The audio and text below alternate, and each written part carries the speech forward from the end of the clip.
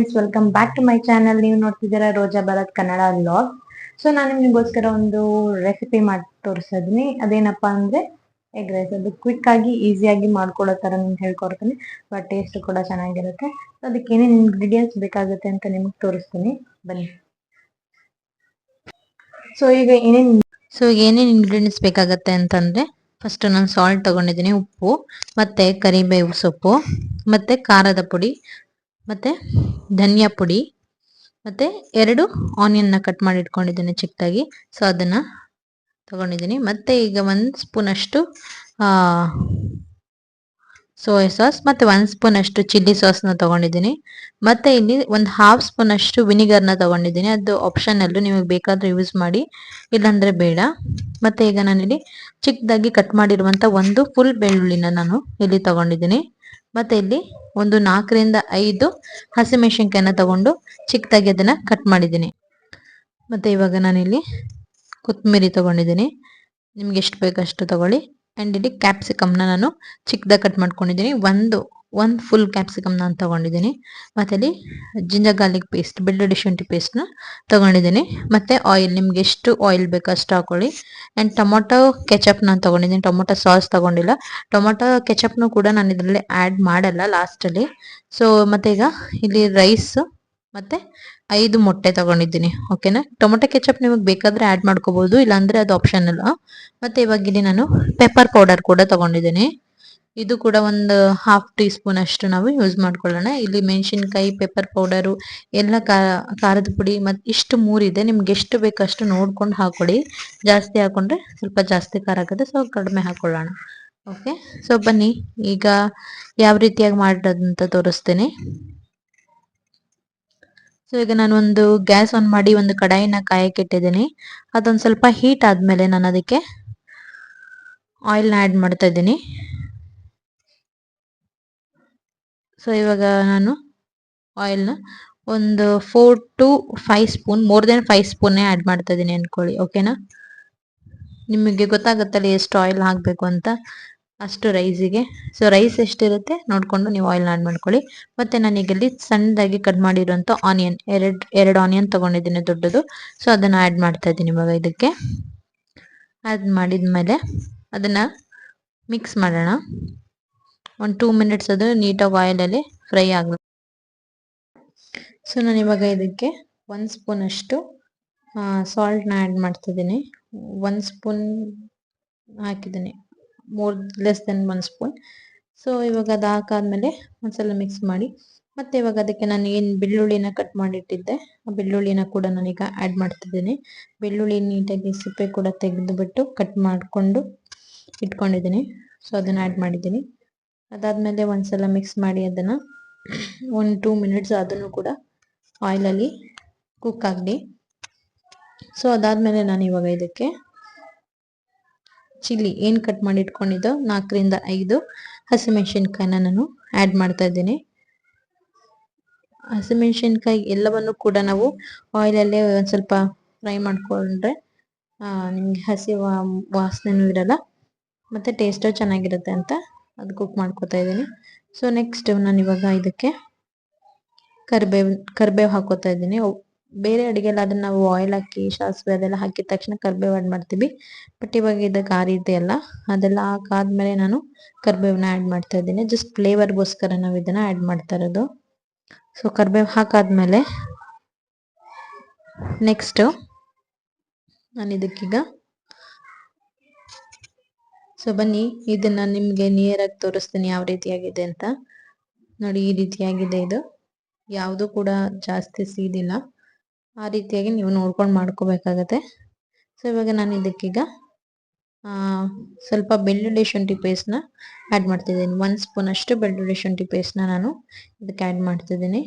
ಬೆಳ್ಳುಳ್ಳಿ ಶುಂಠಿ ಪೇಸ್ಟ್ನು ಕೂಡ ನಾವು ಒಂದ್ಸಲ ಹಾಕಿ ಒಂದು 2 ಟೈಮ್ಸ್ ಇದನ್ನು ನೀಟಾಗಿ ಸಾಫ್ಟ್ ಮಾಡ್ಕೊಳ್ಳೋಣ.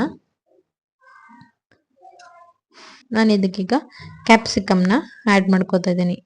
ಚಿಕ್ಕದಾಗಿ ಕಟ್ ಮಾಡಿ ಇಟ್ಕೊಂಡಿರುವಂಥ ಕ್ಯಾಪ್ಸಿಕಮ್ನ ಕೂಡ ನಾನು ಆ್ಯಡ್ ಮಾಡ್ತಾ ಇದ್ದೀನಿ. 1 ಫುಲ್ ಕ್ಯಾಪ್ಸಿಕಮ್ ತೊಗೊಂಡಿದ್ದೀನಿ ಅಂತ ಆಗಲೇ ಹೇಳಿದ್ದೀನಿ ನಿಮಗೆ. ಇದು ತುಂಬ ಕುಕ್ ಆಗಬೇಕು ಅಂತ ಏನಿಲ್ಲ, 50 to 60% ಕುಕ್ ಆದರೆ ಸಾಕು. ಜಾಸ್ತಿ ಕುಕ್ ಆದರೆ ಅದ್ರ ಟೇಸ್ಟ್ ಚೆನ್ನಾಗಿರಲ್ಲ.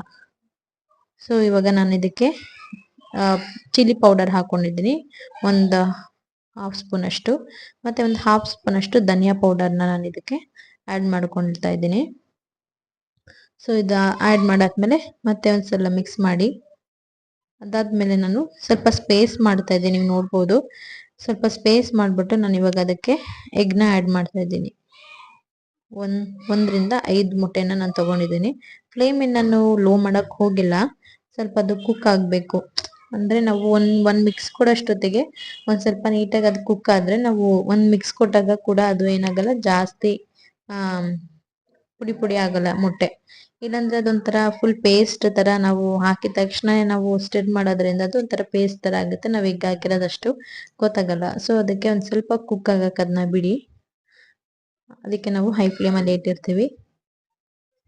ಸೊ ಈಗ ನಾನು 5 ಮೊಟ್ಟೆನ ಆ್ಯಡ್ ಮಾಡ್ಕೊಂಡಾಯ್ತು. ಆ್ಯಡ್ ಮಾಡಿ 1-2 ಸೆಕೆಂಡ್ಸ್ ಆದ್ಮೇಲೆ ಅದಕ್ಕೆ ಒಂದ್ ಸ್ವಲ್ಪ ಉಪ್ಪನ್ನ ನಾನು ಹಾಕ್ತಾ ಇದ್ದೀನಿ. ಮೊಟ್ಟೆ ಅಂದ್ರೆ ಒಂದ್ ಸ್ವಲ್ಪ ಸ್ಮೆಲ್ ಇರುತ್ತಲ್ವಾ, ಸೊ ಅದಕ್ಕೆ ಒಂದ್ ಸ್ವಲ್ಪ ಉಪ್ಪನ್ನ ಆ್ಯಡ್ ಮಾಡ್ಕೊತಾ ಇದ್ದೀನಿ ಅದಕ್ಕೆ. ಅದಾದ್ಮೇಲೆ ಈಗ ನೋಡಿ ಸ್ವಲ್ಪ ಬಬಲ್ಸ್ ಬಂದಿದೆ, ನೀವು ನೋಡ್ಬೋದು. ನಾನು ಇವಾಗ ಅದನ್ನ ಸ್ಟಿರ್ ಮಾಡ್ತಾ ಇದ್ದೀನಿ. ಅದು ಯಾವ ರೀತಿಯಾಗಿ ಮಾಡ್ತಿದ್ದೀನಿ, ಸ್ವಲ್ಪ ಸ್ವಲ್ಪನೇ ಮಾಡ್ತಾ ಇದ್ದೀನಿ, ಯಾಕಂದ್ರೆ ಅದು ಒಂದೇ ಸಲ ಮಿಕ್ಸ್ ಮಾಡೋದ್ರಿಂದ ಹೊಡೆದೋಗೋ ಚಾನ್ಸಸ್ ಇರುತ್ತೆ.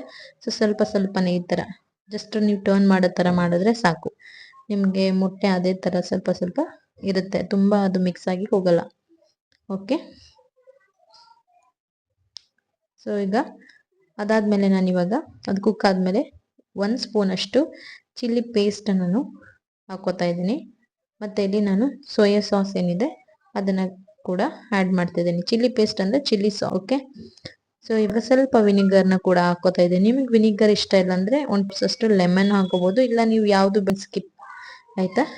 ಲೆಮನ್ ಬೇಡ ಅಂಡ್ ಸೋಯಾ ಅಲ್ಲ ಚಿಲ್ಲಿ ಸಾಸ್ ಮಿನಿ ಬೇಡ. ಓಕೆ, ಸೋಯಾ ಸಾಸ್ ಮತ್ತೆ ಚಿಲ್ಲಿ ಸಾಸ್ ಹಾಕೊಳ್ಳಿ, ವಿನಿಗರ್ ಬೇಕಾದ್ರೆ ಸ್ಕಿಪ್ ಮಾಡ್ಕೊಳ್ಳಿ. ಸೊ ಇವಾಗ ಇದನ್ನ ಒಂದು 2 ಮಿನಿಟ್ಸ್ ಕುಕ್ ಆಗ್ಲಿಕ್ಕೆ ಬಿಡೋಣ. ಮೀಡಿಯಂ ಫ್ಲೇಮ್ ಅಲ್ಲಿ ಇಟ್ಕೊಳ್ಳಿ, ಏನು ಬೇಡ, ಯಾಕಂದ್ರೆ ನಾವು ಸಾಸ್ ಎಲ್ಲ ಆ್ಯಡ್ ಮಾಡಿದೀವಲ್ಲ ಅದಕ್ಕೋಸ್ಕರ. ಸೊ ನಾನು ಇವಾಗ ಇದಕ್ಕೆ ಒಂದು ಹಾಫ್ ಸ್ಪೂನ್ ಅಷ್ಟು ಮಸಾಲಾನ ಆ್ಯಡ್ ಮಾಡ್ತಾ ಇದ್ದೀನಿ.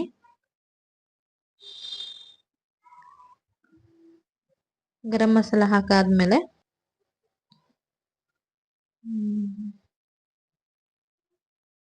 ಈಗ ಪೆಪ್ಪರ್ ಪೌಡರ್ನ ಆ್ಯಡ್ ಮಾಡಿ, ಒಂದು ಹಾಫ್ ಸ್ಪೂನ್ ಅಷ್ಟು ಪೆಪ್ಪರ್. ನೀವು ಎಷ್ಟು ರೈಸ್ ಹಾಕ್ತೀರಾ ನೋಡ್ಕೊಂಡು ಅದ್ರ ಮೇಲೆ ನೀವು ಖಾರನ ಆ್ಯಡ್ ಮಾಡ್ಕೊಳ್ಳಿ. ತುಂಬಾ ರೈಸ್ ಹಾಕ್ತೀನಿ, ಬರೀ ಹಾಫ್ ಸ್ಪೂನ್ ಅಷ್ಟು ಪೆಪ್ಪರ್ ಪೌಡರ್ ಹಾಕ್ತೀನಿ ಅಂದ್ರೆ ಅದು ನಿಮಗೆ ಖಾರ ಕಡಿಮೆ ಆಗುತ್ತೆ. ನೀವು ಎಷ್ಟು ರೈಸ್ ಹಾಕ್ತೀರಾ ಅಷ್ಟು ನೋಡ್ಕೊಂಡು ನೀವು ಇಂಗ್ರೀಡಿಯೆಂಟ್ಸ್ನ ಆ್ಯಡ್ ಮಾಡ್ಕೋತಾ ಹೋಗಿ. ಓಕೆನಾ, ನಾನಿಲ್ಲಿ ಒನ್ ಗ್ಲಾಸ್ ಆಫ್ ರೈಸ್ ತಗೊಂಡಿದ್ದೀನಿ ಅಷ್ಟೇ, ಅಂದ್ರೆ ಒಂದು 1/4 kg ಅಷ್ಟು ರೈಸ್ ತಗೊಂಡಿದ್ದೀನಿ. ಅದಕ್ಕೋಸ್ಕರ ನಾನು ಇಷ್ಟೆಷ್ಟು ಇಂಗ್ರೀಡಿಯೆಂಟ್ಸ್ನ ಹಾಕೋತಾ ಇದ್ದೀನಿ. ನೀವೇನಾದ್ರೂ ಮೋರ್ ದೆನ್ 1/4 kg ರೈಸ್ ಹಾಕೊಂಡ್ರೆ ನಾನು ಏನೇನು ಇಂಗ್ರೀಡಿಯೆಂಟ್ಸ್ ಹಾಕೊಂಡಿದ್ದೆ ಅದನ್ನ 1 to ಡಬಲ್ನ ಆ್ಯಡ್ ಮಾಡ್ಕೊಳ್ಳಿ ನೀವು. ಸೊ ನಾನಿಲ್ಲಿ ರೈಸ್ನ ಆ್ಯಡ್ ಮಾಡ್ತಿದ್ದೀನಿ. ಕುಕ್ಕರ್ ವಿಶಿಲ್ ಬಂದ್ಮೇಲೆ ಅದನ್ನ ಸ್ವಲ್ಪ ಆರಕ್ಕೆ ಬಿಟ್ಟು ಆಮೇಲೆ ನಾನು ಆರಾದ್ಮೇಲೆ ನಾನು ಮಾಡ್ಕೊತಾ ಇರೋದು. ನೀವು ಬಿಸಿಲೇ ಮಾಡಿದ್ರೆ ಅದು ಚೆನ್ನಾಗಿರಲ್ಲ, ಗಂಜಿ ಗಂಜಿ ತರ ಆಗ್ಬಿಟ್ಟಿರುತ್ತೆ. ಅದು ಆರ್ಬೇಕು ರೈಸು. ಸೊ ಆರದ್ಮೇಲೆ ನಾನು ಆ್ಯಡ್ ಮಾಡ್ತಿದ್ದೀನಿ. ಮತ್ತೆ ಇವಾಗ ನಾನು ಸ್ವಲ್ಪ ಸಾಲ್ಟ್ನ ಕೂಡ ಆ್ಯಡ್ ಮಾಡ್ಕೊತಾ ಇದ್ದೀನಿ.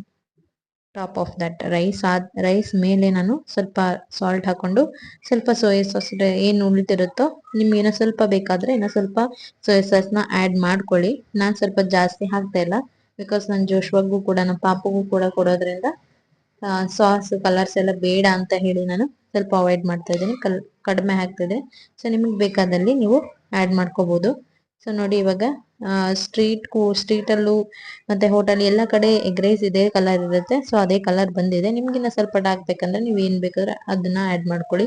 ಸೊ ಈಗ ಲಾಸ್ಟ್ ಅಲ್ಲಿ ನಾನು ಅದ್ರ ಮೇಲೆ ಸ್ವಲ್ಪ ಕೊತ್ತಂಬರಿ ಸೊಪ್ಪನ್ನ ಕೂಡ ಆ್ಯಡ್ ಮಾಡ್ತಾ ಇದ್ದೀನಿ ಲಾಸ್ಟ್ ಅಲ್ಲಿ. ಅದನ್ನ ಆ್ಯಡ್ ಮಾಡಿ ಬೇಕಾದ್ರೆ ಒಂದು 2 ಸೆಕೆಂಡ್ಸ್ ನೀವು ಅದನ್ನ ಮಿಕ್ಸ್ ಮಾಡಿ ಲಿಡ್ನ ಕ್ಲೋಸ್ ಮಾಡಿ ಇಟ್ಟು ಆಮೇಲೆ ಬೇಕಾದ್ರೆ ನೀವು ಸರ್ವ್ ಮಾಡ್ಕೋಬಹುದು. ಮಿಕ್ಸ್ ಮಾಡಿ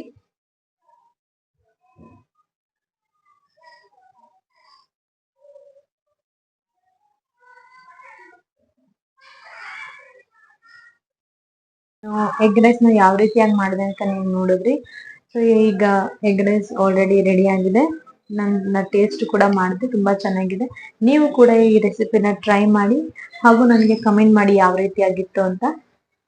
ಸೊ ಒಂದು ರಿಕ್ವೆಸ್ಟ್ ಏನಪ್ಪಾ ಅಂದ್ರೆ ನನ್ನ ವಿಡಿಯೋನ ಖಂಡಿತವಾಗ್ಲೂ ನೀವೆಲ್ಲರೂ ಶೇರ್ ಮಾಡಿ ಅಂಡ್ ನೀವೇನಾದ್ರೂ ನಾನು ಫಸ್ಟ್ ಟೈಮ್ ನನ್ನ ವಿಡಿಯೋನ ನೋಡ್ತಾ ಇದ್ದೆ, ನನ್ನ ವಿಡಿಯೋಗೆ ಸಬ್ಸ್ಕ್ರೈಬ್ ಆಗಿ ಅಂಡ್ ನಿಮ್ಮ ಫ್ಯಾಮಿಲಿ ಫ್ರೆಂಡ್ಸ್ಗೂ ಕೂಡ ನನ್ನ ವಿಡಿಯೋನ ಶೇರ್ ಮಾಡಿ. ಅಂಡ್ ನನ್ಗೆ ಇದೇ ತರ ನೀವು ಮೋಟಿವೇಶನ್ ಮಾಡ್ತಾ ಇರಿ. ನಾನು ಕೂಡ ನಿಮ್ಗೆ ಇನ್ನ ನೋಡಿದ್ರಿ ವಿಡಿಯೋ ರೆಸಿಪಿಗಳನ್ನ ತೋರ್ಸಕ್ಕೆ ಟ್ರೈ ಮಾಡ್ತೀನಿ. ನಾನು ಬೆಲ್ ಬಟನ್ ಕೂಡ ಮಾಡೋದು ತುಂಬಾ ಚೆನ್ನಾಗಿ, ಹಾಗೂ ಪ್ರತಿಯೊಂದು ಟ್ರೈ ಮಾಡಿ ಹಾಗೂ ನನಗೆ ಕಮೆಂಟ್ ಮಾಡಿ ಯಾವ ರೀತಿ ಆಗಿತ್ತು ಅಂತ. Thanks for watching. Lots of request ಏನಪ್ಪಾ ಅಂದ್ರೆ ನನ್ನ ವಿಡಿಯೋನ ಖಂಡಿತವಾಗ್ಲೂ ನೀವೆಲ್ಲರೂ ಶೇರ್